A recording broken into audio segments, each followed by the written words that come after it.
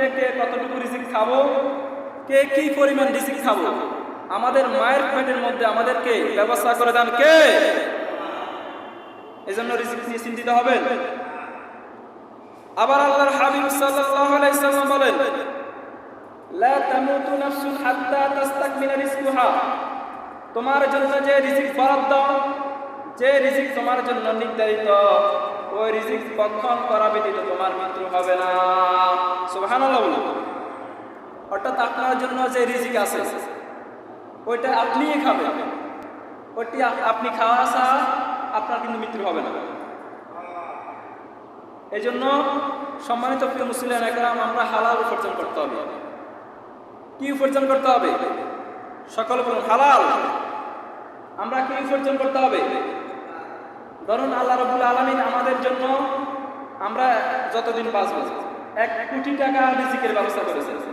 কত টাকা? আপনি হালাল খাইলেও কিন্তু 1 কোটি টাকার বেশি খেতে পারবেন না, হারাম খাইলেও 1 কোটি টাকার বেশি খাইতে পারবেন না। কত কোটি টাকা? 1 কোটি টাকা। এবার বলুন, আপনি হারাম ইনকাম করবেন না হালাল ইনকাম করবেন? এটা হলো আপনার আল্লাহ রাব্বুল আলামিন ব্রেন বেঁচে দিয়েছে। অর্থাৎ আপনি যদি সারাদিন হালাল হারাম খান, ঘুষ খান, আপনি কিন্তু 1 কোটি টাকা বেশি খাইতে পারবেন।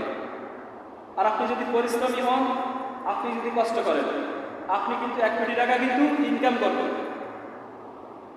এবার সকল বলুন, আমরা হালাল ইনকাম করবো নাকি হারাম ইনকাম করবো? সকল বলুন হালাল নাকি হারাম? সকল বলুন হালাল। হালাল ইনকাম করতে রাজি আছেন তো? ফরজ নামাজের পরে হালাল ইনকাম করা কিন্তু ফরজ। সুবহানাল্লাহ। এই জন্য হালাল ইনকাম করতে হবে। আল্লাহ হাবিব সাল্লাল্লাহু আলাইহি সাল্লাম ওনার চাচাতো ভাই ইবনে আব্বাসকে বলছেন, হে আব্বাস, কখনোই রিজিক নিয়ে টেনশন করবে না। যেটা তোমার আছে ওটা তুমি পাবে, যেটা তোমার ছিল না ওটা থাকবে না। রিজিকের ব্যবস্থা করেন কে? Never worry about sustainer. What you get is what you have in life. রিজিক নিয়ে কখনো চিন্তিত হবেন না। যেটা আপনার আছে ওটা থাকবে, যেটা আপনার জীবনে ছিল ওটা কিন্তু থাকবে।